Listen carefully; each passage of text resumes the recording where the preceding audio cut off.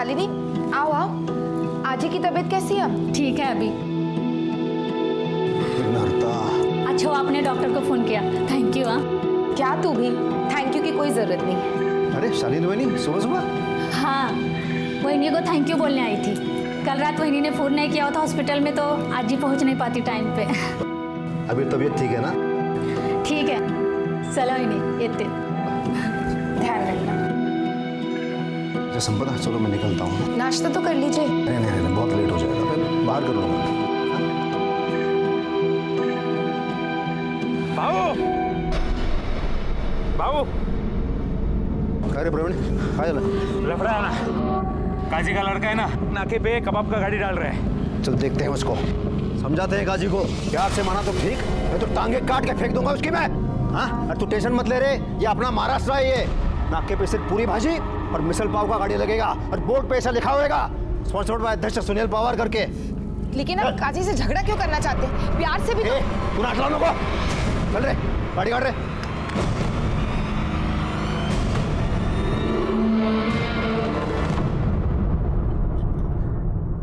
करड़े नहीं, मतलब ठीक है तुम ये लेके आए हो, लेकिन अपने देसी वड़ा पाव का मजा ही अलग है। और ये क्या, ये सॉस क्या लेके आए हो? अरे हिरवी चटनी, हिरवी मिर्ची पाई है ना मोटी मोटी। सर, हेड ऑफिस से फैक्स आया है।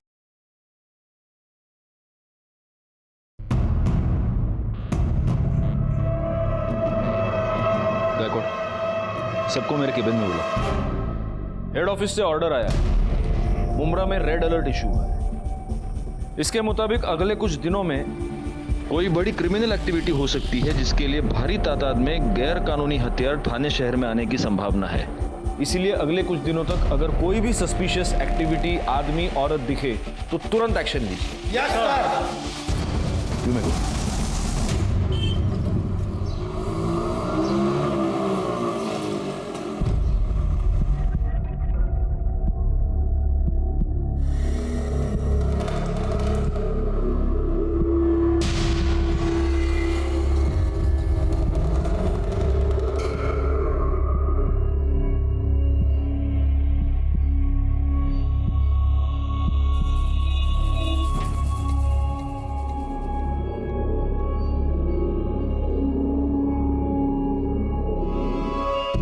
चाय भाई पी के हो गया ना, चलो निकलो अब यहाँ से। तुम लोग को इधर रूम नहीं मिल सकता, चलो निकलो। भाईजान हम लोग बहुत मुसीबत में, थोड़ा रहम कीजिए बस कुछ दिनों के लिए।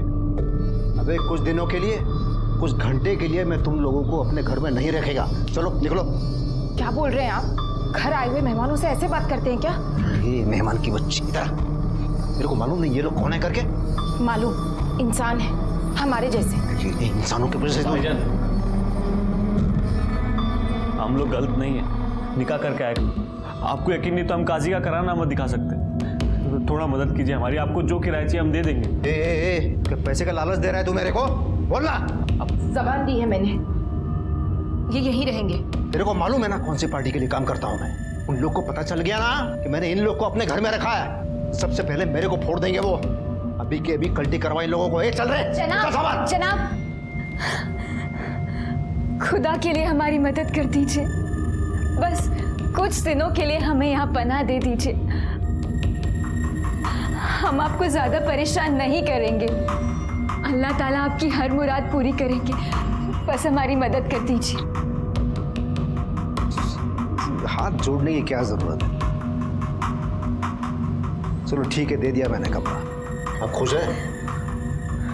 शुक्रिया जनाब। लेकिन बहुत ज्यादा खुश नहीं होने का, और घर के बाहर ज्यादा घूमना फिरना नहीं। हाँ, और जो नमाज दुआ जो पढ़ता है ना, वो ऊपर कमरे में पढ़ने का। वो क्या, वो मेरे एरिया में थोड़ा सा टेंशन चल रहा है इसलिए बोल रहा हूँ। जी जनाब। शुक्रिया। थोड़ा देखो ऊपर जा। आइए मैं आपकी मदद कर देती हूँ। अस्सलाम वालेकुम भाईजान।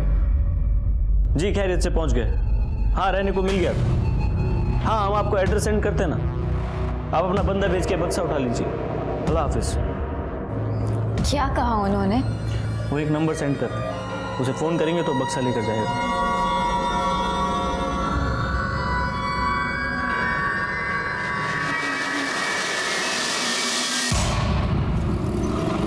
ये लो। अरे बस बस आपा। क्यों, मेरे हाथ का खाना अच्छा नहीं लगा? नहीं नहीं, खाना तो बहुत लजीज है, लेकिन मेरी खुराक जरा कम। वाकई खाना बहुत लजीज है आपका। ये संपदा खाना तो अच्छा बनाती है, लेकिन रोज वेज खा खा के तो बोर हो गया मैं। अगर ये मटन बिरयानी ऐसा कुछ हो जाए तो मज़ा आएगा। अरे हाँ मुमताज़, तुम्हें मटन बिरयानी बनाना आता है क्या?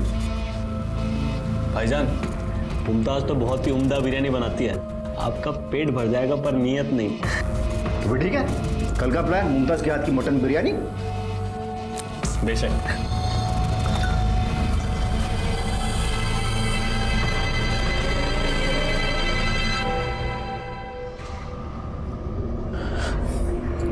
क्या हुआ? फोन नहीं लग रहा? रफीक हम फंस गए। यहाँ माहौल बहुत खराब है, ज्यादा दिन नहीं रुक सकते, सामान देकर निकलना होगा। हाँ पर कैसे? रियाज भाई भी फोन नहीं उठा रहे हैं। तो भाईजान को फोन करो ना। 1000 बार कर चुके हैं, वो भी फोन नहीं उठा रहे। समझ नहीं आ रहा क्या करें। ये बक्सा तो जान की मुसीबत बन गई।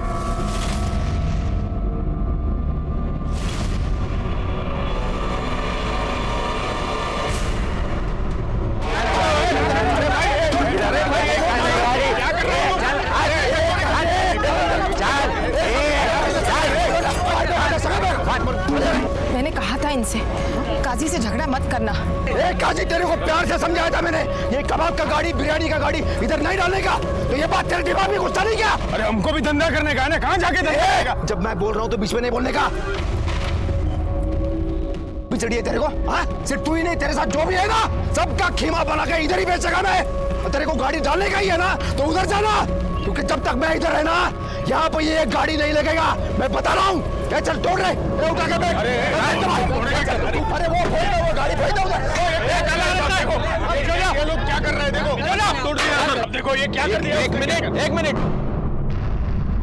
सुनील भाऊ, आप एक पार्टी के विभागाध्यक्ष हो और फिर भी आप सड़क पे ऐसे मारपीट कर रहे हो। अरे साहब ये काजी सलाह, ये बिना म्युनिसिपैलिटी के परमिशन के अपने एरिया में ये बिरयानी कबाब का गाड़ी डाल रहा है, इसको थोड़ा सा सबक सिखा रहा था मैं बस। एक मिनट, अगर गाड़ी बेकायदा है ना तो आप कंप्लेंट कर सकते हैं, खुद सड़क पे उतर के मारपीट करने की कोई जरूरत नहीं है। वही समझा रहा था साहब मैं उसको, वही आप रुकिए, मैं आपसे बाद में बात करूंगा। सुनील बाबू जरा आप साइड में आइए। गायकवाड़ ये सबको पहले खाली करो इधर से। चला आप इधर आइए। सुनील बाबू ये सब अभी रहने दीजिए, मैं आज आपसे एक मदद मांगने आया हूँ। अरे बोला ना, मैं सबकी मदद करने के लिए बैठा हूँ। काय पर बोला? हेड ऑफिस से हम लोगों के पास एक रेड अलर्ट आया है। मुंब्रा में कोई बड़ी क्रिमिनल एक्टिविटी होने की संभावना है और इसलिए हम सब पर चेकिंग कर ही रहे हैं। लेकिन आप अपने कार्यकर्ताओं से, अपने लोगों से, मोहल्ले वालों से रिक्वेस्ट कीजिए कि प्लीज़ अलर्ट रहिए और ख़ास तौर पे अगर कोई भी नया किराएदार आता है तो सबसे पहले हमें इन्फॉर्म कीजिए। तो ठीक है, मैं सबको बोलता हूँ। मुझे जैसे पता चलता है ना, मैं आपको पर्सनली बोलूँगा। Thank you.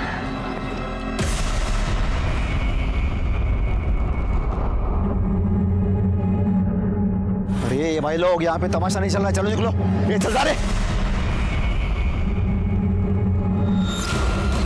सुनी ना सब तू, गुस्सा क्या तेरे दिमाग में? मैं क्यों मना कर रहा था इन लोगों को रखने के लिए? चलो अभी निकलते हैं यहाँ से, इससे पहले कोई देख ले। चलो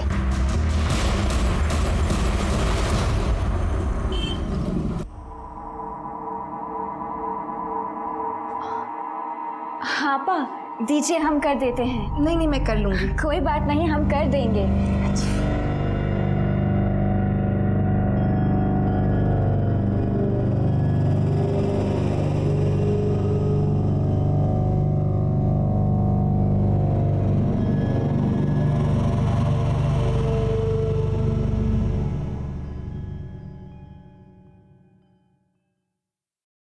मैं स्कूल जा रही हूँ, आप नाश्ता करके काम। अरे अभी तक तैयार नहीं हुए, आज काम पे नहीं जाना है क्या? अरे वो कल का मटन बिरयानी ना बहुत ज़्यादा हो गया, वो थोड़े पेट में गड़बड़ी हो गई है। देखो अगर ठीक हो जाता है ना तो मैं जाता हूँ। मैं छुट्टी ले लूँ, कोई दवाई ले आऊँ? अरे नहीं, उतना ज़्यादा नहीं है। देखो तुम जाओ, नहीं तो क्या तुम्हें स्कूल में देरी हो जाएगी। जाओ, अपना ध्यान रखिएगा।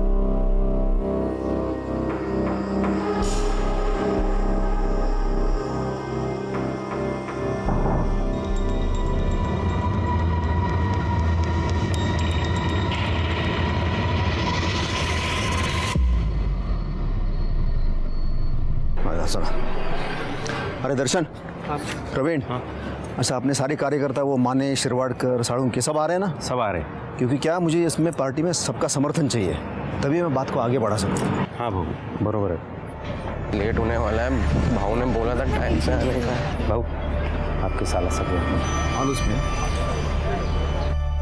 रागिनी। नमस्ते जीजा जी। नमस्ते, कैसी हो तुम? मैं अच्छी हूँ।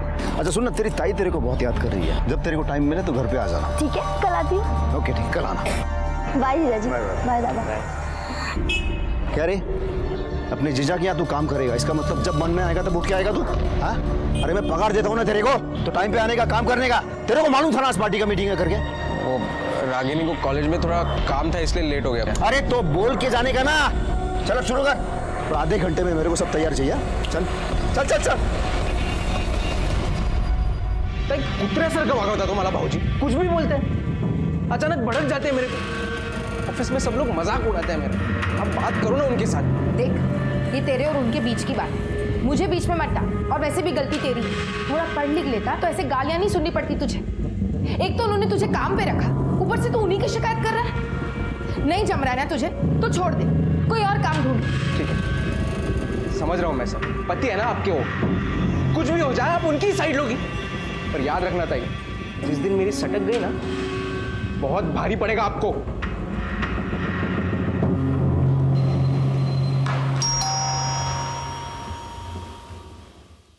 अरे रागिनी, ये दीदी कहाँ है? दीदी। अरे रागिनी तू लेट हो गई, तेरी ताई तो निकल गई स्कूल के लिए। दीदी चली गई? हाँ, मैंने मस्त आप दोनों के लिए पोहा बनाया। अब दीदी तो चली गई, आप खा के देखो कैसा है। तूने बनाया तो अच्छा ही होगा ना। देखो मैं चम्मच लाती वाह वाह वाह। हूँ। मैं अपने हाथों से खिलाती हूँ। अच्छा खिला। कैसा है? दीदी जितना अच्छा नहीं है ना? अरे नहीं, कमाल, बहुत मस्त बना। तूने जो ड्रेस मंगाया था ना, बोला था ना? वो ड्रेस? हाँ, मैं लेके आया, अंदर रखा है, जा। आप पोहा खाओ, मैं देख के आती हूँ। अरे तेरे जीजा को क्या समझाया तूने? वहाँ रखा है जीजा जी ने ड्रेस। रागिनी कहाँ देख रही है तू? वहाँ नहीं है। कहाँ है ड्रेस जीजा जी? मैं देता हूँ।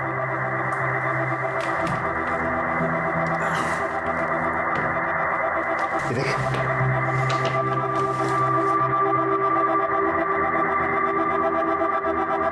वाह, कितना ब्यूटीफुल ड्रेस है ना जीजा जी। पसंद है? बहुत अच्छा है। मैं अभी ट्राई करूँ? अभी? हाँ। अच्छा थोड़ा जल्दी करना क्योंकि मुझे अर्जेंट काम है। ठीक है। कर ले, मैं हूँ बाहर।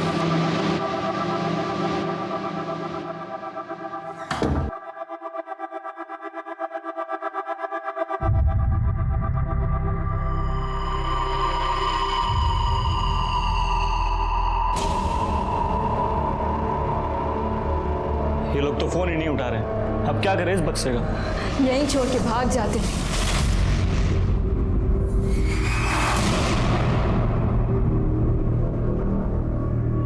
क्या नाम है आपकी बेटी का? कब से लापता है? संपदा पवार नाव आहे साहेब तिचं। 2 दिन से मेरी बेटी गायब है साहब। उसके पति को भी नहीं मालूम वो कहाँ गई। मतलब शादीशुदा है? तो कंप्लेंट लिखवाने के लिए उसका पति क्यों नहीं आया? आप लोग क्यों आए? क्या नाम है उसके पति का? क्या करता है? सुनील पवार नाम है साहब, अध्यक्ष है ये एरिया का वो। सुनील पवार? सुनील बाबू? हाँ। अरे उनको तो जानता हूं मैं। तो सुनील बाबू की पत्नी 2 दिन से गायब है और सुनील बाबू ने कंप्लेंट नहीं की? सर एक्चुअली ताइना एक स्कूल में पढ़ाती है और 17 तारीख को वो स्कूल की तरफ से लोनावला पिकनिक ही गई थी। पर दीदी को तो कल आ जाना चाहिए था और जब वो नहीं आई और मेरा फ़ोन भी नहीं उठाया तो मैंने जीजा जी को फ़ोन किया और उन्होंने बताया कि दीदी तो आई नहीं है वापस। और जब अगले सुबह मैंने फिर से कॉल किया तो जीजा जी को और टेंशन हो गई तो वो उसे ढूंढने लोनावला गए। शायद इसलिए ही नहीं आए। आप लोगों ने स्कूल में फोन किया? हाँ, सबसे पहले मैंने स्कूल में ही फोन किया था साहब, लेकिन वो लोग बोले कि तुम्हारी बेटी पिकनिक पे गई नहीं और जो लोग पिकनिक पे गए थे वो 1 दिन पहले ही आ गए साहब। ठीक है, आप एक काम कीजिए, संपदा के फोटोग्राफ्स और डिटेल्स यहाँ गायकवाड़ के पास दे दीजिए। हम जल्द से जल्द उन्हें ढूंढने की कोशिश करेंगे। जी साहब, मेहरबानी होगी। Thank you sir. संपदा की तलाश करने के लिए हमने उसके स्कूल, घर से लेकर स्कूल तक के सभी रास्ते और आस पड़ोस में सबसे पूछताछ की, सिवाय इस जानकारी के कि 17 जनवरी को संपदा अपने स्कूल में पहुंची ही नहीं, हमारे हाथ कुछ नहीं लगा। संपदा एक बहुत ही सीधी सादी, सबको मदद करने वाली नेक दिल औरत थी जिसका कोई दुश्मन नहीं था। ऐसी औरत इतने सस्पिशियस सर्कमस्टांसेस में अचानक गायब हो जाती है, क्यों और कैसे? सोच सोच के दिमाग का दही हो गया है। पता नहीं वो संपदा किधर चली गई। आपको पता है कितना टेंशन है मेरे को। सुनील बाबू, आपके फैमिली में आप दोनों के अलावा और कौन कौन है? फैमिली के नाम पे तो मेरे घर में सिर्फ मैं और संपदा है। बाकी एक भाड़ोतरी था, नई नई शादी करके आए थे। हाँ, मुझे लगता है इन्होंने उनको रूम भाड़े पे देके बहुत बड़ा गलती किया है। आपने रूम भाड़े पे दिया था? किसको? क्या नाम था उनका? रफीक और मुमताज़ बेग नाम था उनका। क्या? सुनील भाऊ, मैंने आपसे पर्सनली मिलकर आपको हेड ऑफिस से जो रेड अलर्ट आया था उसके बारे में बताया था। मैंने नहीं रखा उनको, वो संपदा को उन दोनों ने पटाया। संपदा मानी नहीं, मैं क्या करता फिर? देना पड़ा मुझे। लेकिन वो बहुत दिनों तक रहे नहीं थे, वो बहुत जल्दी चले गए थे। आप एक पॉलिटिकल पार्टी के विभागाध्यक्ष हैं, आप इतनी बात समझते नहीं? वो लोग अगर क्रिमिनल एक्टिविटीज में इन्वॉल्व होंगे तो वैसे ही एक जगह पर बहुत दिन रुकेंगे नहीं। कब गए वो लोग? वो 17 तारीख को तो संपदा वो पिकनिक के लिए चले गई थे ना, तब। और कहाँ गए? वो मैंने पूछा नहीं। अच्छा, आपने उनके बारे में कुछ सस्पिशियस, कुछ ऐसा नोटिस? ऐसा कुछ खास नहीं, तो वो दोनों हमेशा अपने कमरे में रहते थे। लेकिन वो जो रफीक था ना, वो थोड़ा सा अजीब था। दोनों के पास एक बक्सा था और रफीक उस बक्से से कभी दूर नहीं हटता था। मालूम नहीं था उस बक्से में क्या था। अच्छा, आपके पास उनका आईडी होगा, हाँ, कुछ एड्रेस प्रूफ होगा, कुछ तो होगा, फ़ोन नंबर होगा, गायकवाड़ के पास दे दीजिए। नहीं, वो तो नहीं लिया मैंने। मतलब संपदा ने लिया होगी तो मुझे नहीं पता। हाँ, लेकिन वो रफीक के पास एक मोबाइल था, उसके नंबर लेने की कभी ज़रूरत नहीं पड़ी मुझे। लेकिन अब लगता है वो सारे डिटेल्स लेने चाहिए थे। अब लगता है आप लोगों की वजह से ही हमारे देश में सिक्योरिटी लैप्सेस होते हैं। उनको आपके पास लेके कौन आया था? कोई लेके नहीं आया था। वो दोनों संपदा को कहाँ रास्ते में मिले थे। बोले अभी अभी शादी करके आए हैं, सर पे छत चाहिए, और येड़ी सीधा घर पे लेके आई वो। उनकी शक्ल पहचान पाएंगे आप? याद है, स्केच बनवा सकते हैं।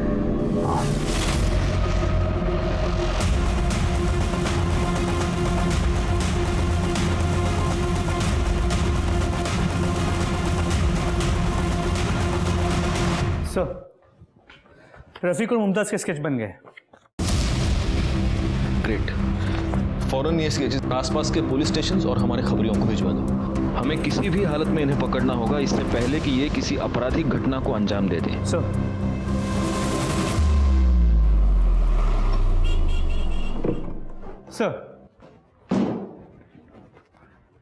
सर सुनील पवार के कॉल रिकॉर्ड्स क्लियर है और उसके लोकेशन रिकॉर्ड के मुताबिक वो लोनावाला गया था, शायद संपदा को ढूंढने के लिए।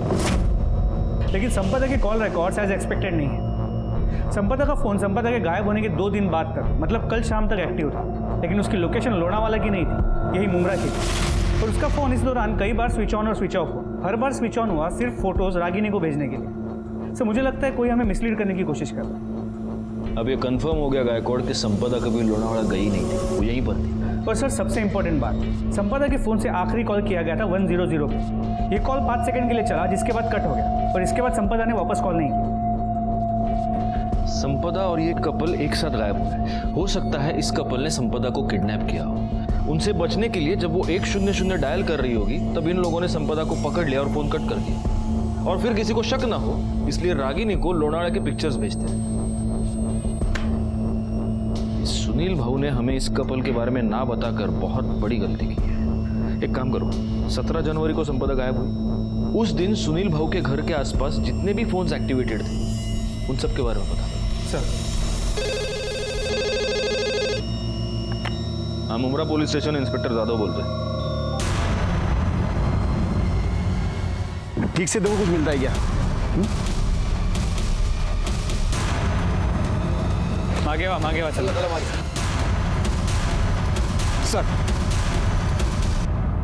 सर, ये संपदा पवार है। सर पे बहुत बुरी तरह से चोट लगी है। लाश को पहली बार किसने देखा था? सर जवळ मिटा घर है, वहाँ के कुछ लोगों ने सबसे पहले बॉडी देखी है। सर आपने जो फोटो भेजी थी उससे हमने मैच किया और आपको इन्फॉर्म किया। ये सर पे जो घाव हुआ इसकी वजह से मौत हुई? नहीं सर, सर है बघा, 2 गोलियां पेट में मारी गई है, शायद इससे हुई है। आसपास कुछ मर्डर वेपन, इसका मोबाइल, आई कार्ड कुछ भी मिला? नहीं सर, हमने काफ़ी ढूंढने की कोशिश की लेकिन कुछ नहीं मिला।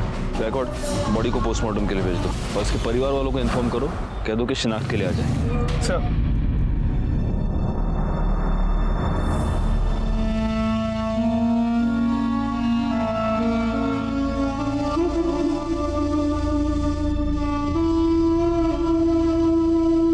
आम्ही गुन्हा नोंदवून घेतलाय, ठीक है, ओके ओके। सर, संपदा की बॉडी से जो गोलियां मिली थी, बैलिस्टिक रिपोर्ट के मुताबिक वो यूएस मेड बेरेटा गन से चलाई गई और संपदा की पोस्टमार्टम रिपोर्ट के मुताबिक पहले उसके सर पे वार किया गया था, जिसके बाद उसे 2 गोलियां मारी गई जिस वजह से उसकी मौत हुई। मुंब्रा में यूएस मेड बैरेटा गन, और वो भी एक स्कूल टीचर को मारने के लिए। गायकवाड़, ये काम जरूर उस कपल का ही है। सर 17 जनवरी को सुनील के घर के आसपास जितने नंबर एक्टिव थे उसमें से एक नंबर संदिग्ध है, जिससे कई सारे इंटरनेशनल कॉल किए गए हैं। और सर, ये जो दूसरा नंबर है ये तलोजा का नंबर है। इस नंबर से तलोजा के नंबर पर भी कई बार कॉल किए गए थे। सर, लास्ट कॉल कल का है। एक काम करो, ये दोनों नंबर्स मॉनिटर करो और गायकवाड़ इनकी मोबाइल लोकेशन मुझे चाहिए इमीडिएट। सर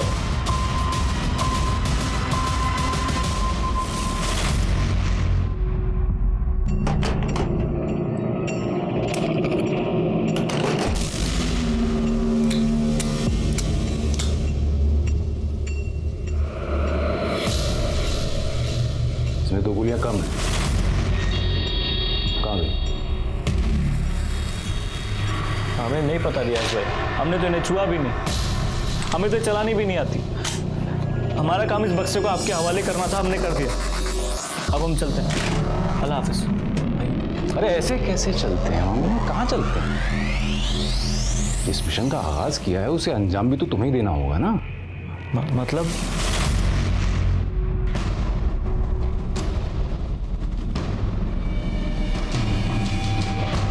साहब, सुनील भाऊ का और काजी का बहुत टेंशन चलता था, बहुत लफड़े भी हुए थे। पता नहीं साहब, वो भिवंडी क्यों चली गई हमें मालूम नहीं साहब। संपदा समाज सेना की एक्टिविटीज में इन्वॉल्व रहा करती थी? नहीं सर, ताई ये सब से दूर ही रहा करती थी।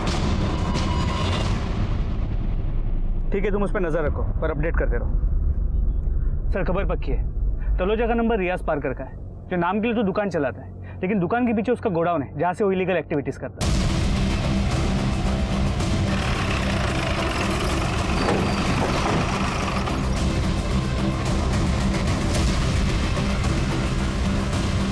रियाज जी, रफीक और मुमताज कहाँ हैं?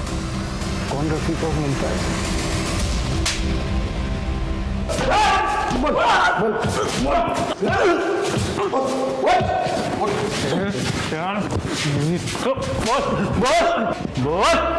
गायकवाड़,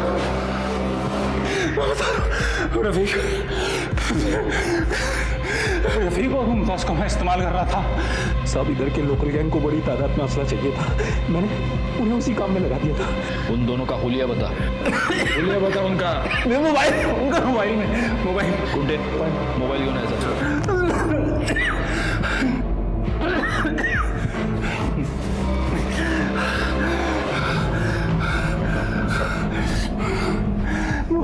चल बोल, दिखा दिखा दिखा। ये दोनों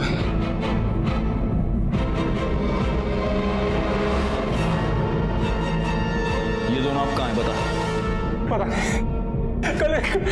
कल पता नहीं कहाँ चले गए और साथ में वो बॉक्स भी ले गए। बॉक्स ले गए? क्या था उस बॉक्स में? बैरेट गन्स, मेरा पार्सल था और ब्रांड न्यू गन्स थी, लेकिन उनमें एक गन में दो गोली नहीं थी, गायब थी। करड़े, अर्जुन किलो भर मिर्चा गया और सब के सब इसके मुंह में ठूसता हूं। जो मैं कह रहा था वही सच है। संपदा को इनकी असलियत पता चल गई और इसीलिए ये कपल उसको मारकर भाग गया। सर, उनका भागना समझ में आता है, लेकिन संपदा की बॉडी को वहाँ भिवंडी में डिस्पोज करना, समझ में नहीं आ रहा। होगा, इसका भी कोई ना कोई रीजन होगा। और ये रियाज जो हमसे कह रहा है कि ये कपल भाग गया है, ये झूठ है। इस रियाज ने ही जरूर इनको किसी मिशन पर भेजा है और हमें उस मिशन के बारे में पता लगाकर जल्द से जल्द उन्हें रोकना होगा। हमारे पास वक्त बहुत कम है। सर, वो सुलेमान काजी को लेकर आए हैं। एक नंबर का मक्कार इंसान है वो सुनील। मोहल्ले में हमारा जीना हराम कर रखा है उसने, हमारा धंधा बंद करवा दिया। हर रोज एक नई मुसीबत खड़ी कर रहता है वो हमारे लिए। और इसलिए तुमने उसकी बीवी को मार दिया। अल्लाह माफ करे, मैं क्यों मारूंगा उसकी बीवी को? मुझे तो लगता है कि सुनील ने खुद अपने हाथों से अपनी बीवी का कत्ल किया है, वो भी उसकी साली के चक्कर में है। आपको शायद पता नहीं था, सुनील और उसकी साली रागिनी का प्यार परवान चढ़ रहा है। तोहफे देना, तफरी करना, घूमना फिरना तो आम बात हो गई है उन लोगों के लिए। और तुझे कैसे पता कि सुनील का उसकी साली के साथ चक्कर चल रहा है? इश्क और मुश्क छुपाए नहीं छुपते साहब। कितनी बार सुनील ने हमारे भतीजे की दुकान से कीमती तोहफे खरीदवा कर दिए हैं रागिनी को।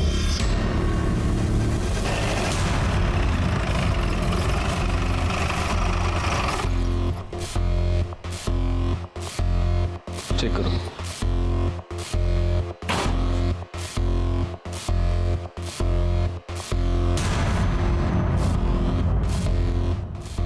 सुनिए, ये सुनील भाऊ के घर पे ताला लगा है। कहाँ गए हैं, कब आएंगे, कुछ पता है? भाऊ तो कल से ही नहीं दिखे। कल से ही घर में ताला लगा हुआ है।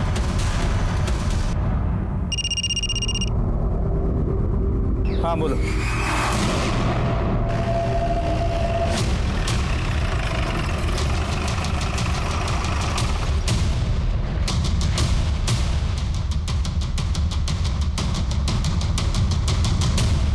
सर, बॉडी के पास पर्स और मोबाइल मिला है। देखो तो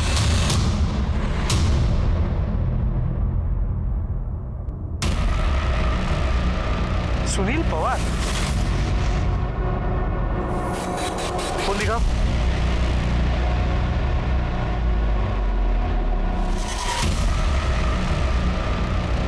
फोन को बुरी तरह डैमेज करने की कोशिश की गई, स्विच ऑन भी नहीं होता। और सर, पीठ के ऊपर एक वार भी किया है। और सीने पे तो इतने वार किए हैं कि लगता है मारते वक्त किसी ने अपना पूरा गुस्सा इस पर निकाला है। एक काम करो, बॉडी को पोस्टमार्टम के लिए भेजो और वो मोबाइल लैब भेजो। सर,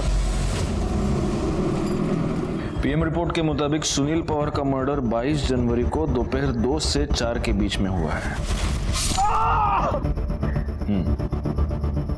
और सबसे खास बात यह है गायकवाड़ कि सुनील के बॉडी पर 8 से 9 इंच के चाकू से कम 20 बार वार किए गए। 20 बार मतलब जिसने भी सुनील बाबू का मर्डर किया है उसने बहुत ही गुस्से और नफरत में उसका मर्डर किया है। और इसीलिए उसका खून होने के बाद, वो मरने के बाद भी वो मर्डर उस पर लगातार वार करता रहा। सर, रफीक का फोन कुछ मिनट पहले ही मानखुर्द में ऑन हुआ है। फौरन उसकी एग्जैक्ट मोबाइल लोकेशन निकालो, हमें जल्द से जल्द निकलना होगा।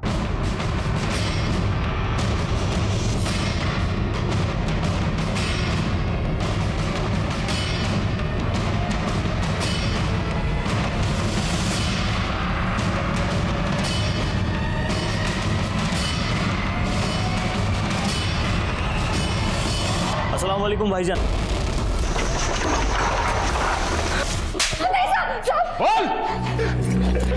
हम सच कह रहे हैं सर, वो असला हमारा नहीं है। हमें तो बस उसे उसकी मंजिल तक पहुंचाना था ताकि हमें नई पहचान मिले, बाकी की जिंदगी सुकून से कट सके।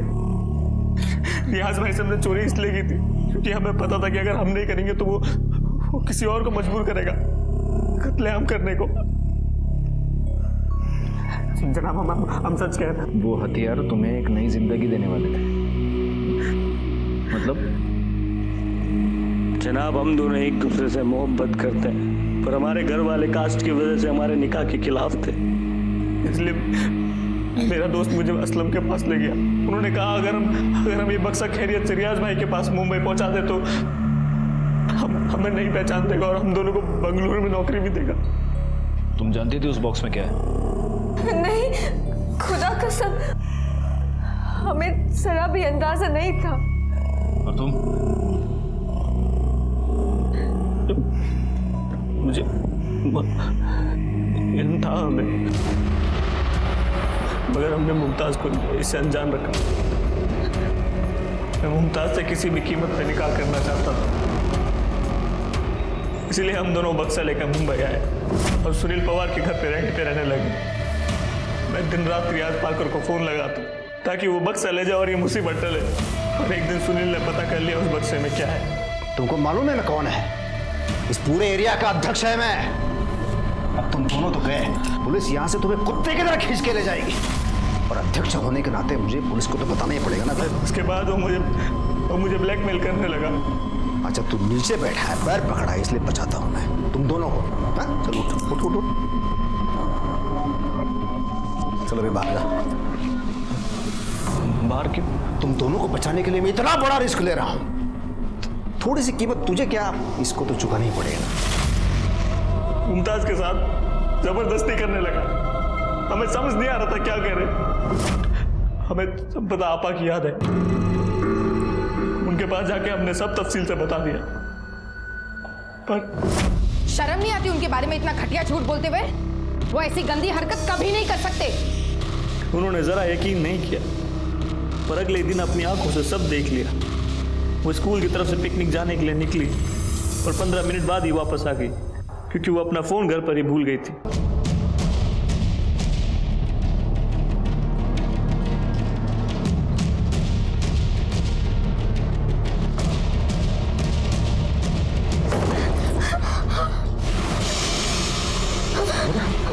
इसका मतलब ये लोग सच बोल रहे थे। मैंने इनकी बात पे भरोसा नहीं किया। तुम पर आंख बंद करके मैंने भरोसा किया और तुम ये सब। संपदा अरे तू गलत समझ रही है। इनको थोड़ा सा सबक सिखा रहा था। मेरे को मालूम नहीं ये लोग क्रिमिनल हैं। अरे गन का बक्सा लेकर घूम रहे हैं। तेरे को बेवकूफ बनाया इन लोगों ने। ये लोग तो पराए, लेकिन आपको क्या हो गया? तुमने पुलिस को खबर क्यों नहीं की? तुमने मुझे धोखा दिया है। छोड़ने वाली नहीं हूं मैं तुम्हें। पुलिस को जाके अभी सब बता दूंगी मैं। ये संपदा रुक ना, मेरी बात सुन रहे। मेरी बात सुनना, मैंने कुछ नहीं किया। तू कहां जा रही है? तू रुक जा। अरे संपदा क्या कर रही है तू ये? मैं तुम्हारी करतूतों के बारे में पुलिस को बता के रहूंगी। तू ऐसा नहीं करेगी। तू क्या करेगी? कुछ नहीं सुनना मुझे।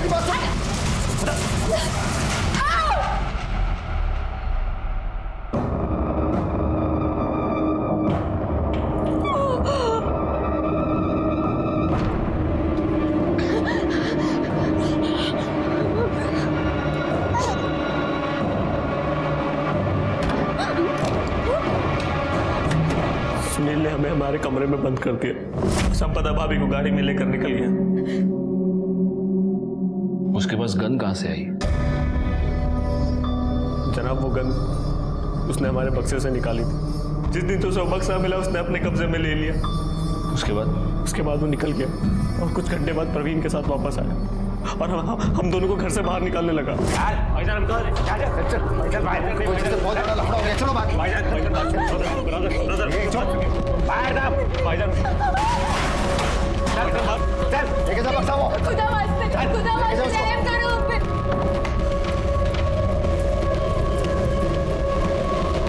इसका मतलब ये प्रवीण भी इन्वॉल्व था? सुनील ने ही नहीं, प्रवीण ने भी मेरे साथ एक बार नहीं कई बार जबरदस्ती। लेकिन हम ये कैसे मान ले कि तुम दोनों सच कह रहे हो?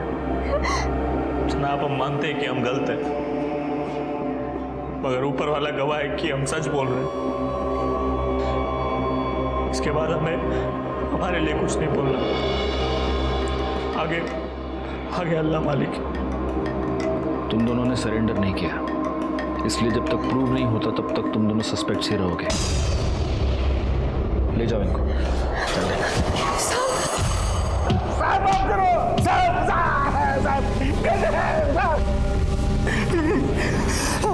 तू जब तक बोलेगा नहीं हमारे हाथ रुकेंगे नहीं। बोल।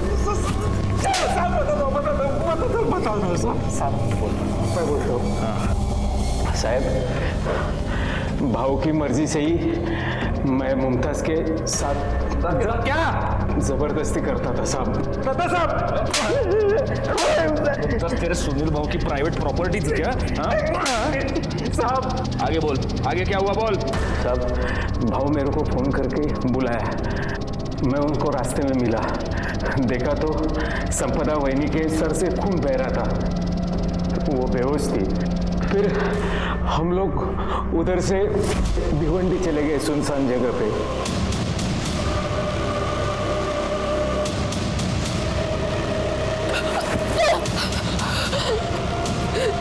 मैं तुम्हें छोड़ूंगी नहीं, छोड़ूंगी नहीं मैं तुम्हें, सजा दिलवाती रहूंगी।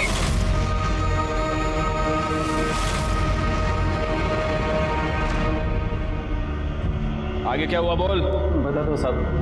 फिर भाव ने वहीनी का फोन मेरे पास दिया और बोला कि थोड़ी थोड़ी देर बाद चालू करने का और इंटरनेट से लोनावला के फोटो रागिनी को भेज देने का। फिर उसके बाद उन्होंने वो फोन तोड़ के फेंकने के लिए कहा। ये सब चीज भाव ने जेल में जाने से बचने के लिए वहीनी का मर्डर किया साहब। और तेरे सुनील बाबू को क्यों मारा तूने? माँ कसम साहब, मैंने नहीं मारा।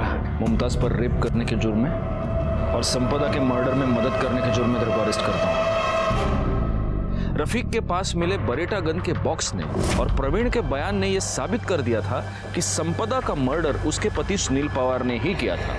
लेकिन अब यह बात हमारे समझ में नहीं आ रही थी कि सुनील पवार का मर्डर किसने किया। और तभी सुनील पवार का टूटा हुआ फोन रिपेयर होकर हमारे पास आया और उससे हमारी इन्वेस्टिगेशन को एक नई दिशा मिली।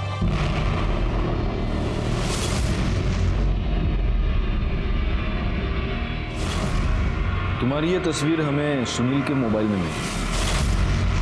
सच बताओ रागिनी, तुम्हारे और सुनील के बीच एग्जैक्टली क्या चल रहा था?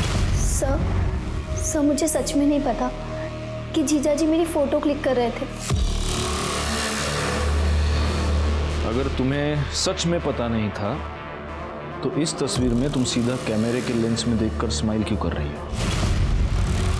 रागिनी सच सच बताओ, वरना पाटिल मैडम तुमसे सच उगलवा लेंगी। नहीं सर हमारा कोई अफेयर ही नहीं था, सिर्फ जीजा साली का मस्ती वाला रिलेशन था। हम बस फ्लर्ट करते थे सर, बाकी और कुछ था ही नहीं। वो सब नहीं था, मतलब फिजिकल नहीं था सर। और तुम्हारी ये ऐसी फोटोज है, ये तुम्हारे अलावा और किसी को पता है? वो रफीक, उसको मालूम है सर। तूने जो ड्रेस मंगाया था ना, बोला था ना, वो ड्रेस? हाँ मैं लेके आया, अंदर रखा है, जा। आप पोहा खाओ, मैं देख के आती हूँ।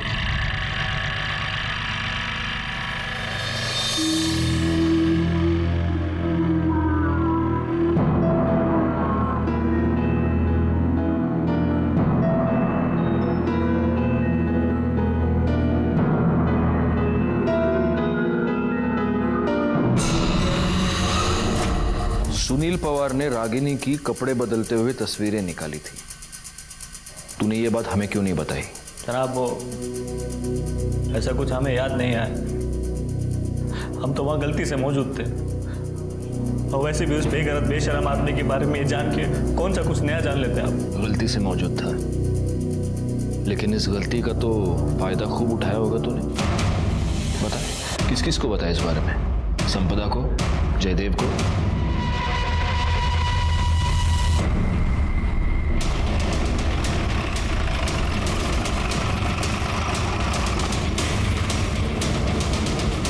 पूरे घर की तलाशी ले लो, कोई भी कोना छूटने ना पाए। चलो बाहर चलो।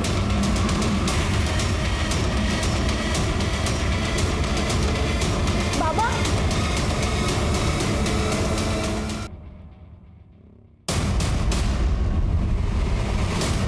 सर ये किचन में चाकू मिला है और इसके ऊपर खून के दाग है।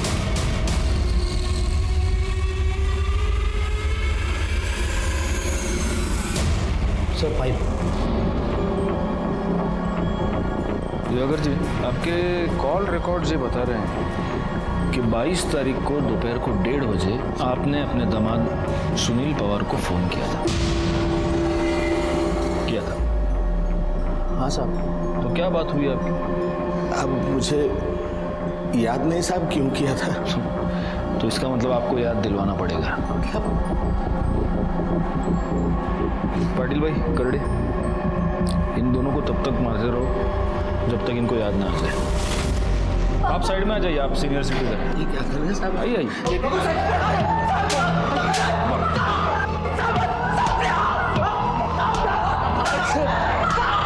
कुछ नहीं किया उन्होंने साहब। सब मेरी बात मानो साहब, उन्होंने कुछ नहीं किया। साहब, रुको साहब, रुक जाओ, छोड़ दो इनको। इन्होंने कुछ नहीं किया साहब। सुनील का खून मैंने किया है साहब, मैंने खून किया है सुनील का, मैंने। क्यों? साहब, वो मेरी बेटी रागिनी की गंदी तस्वीरें खींचता था। वो रागिनी को महंगे महंगे तोहफे देकर फंसा रहा था, उसके साथ अफेयर कर रहा था। वो मेरी दोनों बेटियों के साथ खेल रहा था साहब। मुझे पता नहीं था कि वो इतना घटिया इंसान था। मैंने जब उसे मारा तब तक मुझे पता नहीं था साहब कि वो संपदा का भी खूनी है, वरना मैं उसे पहले ही खत्म कर देता। उस दिन मैंने उसको फोन करके बुलाया था। बेटे, मुझे बहुत चिंता हो रही है। मालूम नहीं पुलिस को क्यों लग रहा है कि संपदा का खून तुमने ही किया है। पुलिस तुम्हारे बारे में पूछताछ करने आई थी। बाबा, अब मैं क्या करूं? एक काम करते हैं, टेम्पल रोड के पीछे मिलते हैं, बाद में सोचेंगे क्या करना है।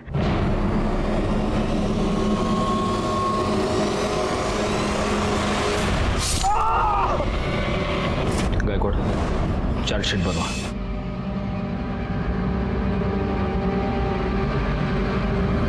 प्रवीण को मुमताज पर रेप करने के और संपदा के मर्डर में भागीदार होने के जुर्म में सजा मिली और दिवाकर राव को सुनील पवार के मर्डर के लिए। लेकिन इस केस में सही माने में विक्टिम थी मुमताज बेग। सुनील और प्रवीण जैसे लोगों ने उसकी अस्मिता को ठेस पहुंचाई। इसी के साथ मैं सीनियर इंस्पेक्टर राजेश जाधव आपसे विदा लेता हूं। दोबारा मिलूंगा, तब तक सतर्क रहिए और देखते रहिए क्राइम पेट्रोल दस्तक, क्योंकि मकसद बताना नहीं, बचाना है। जय हिंद।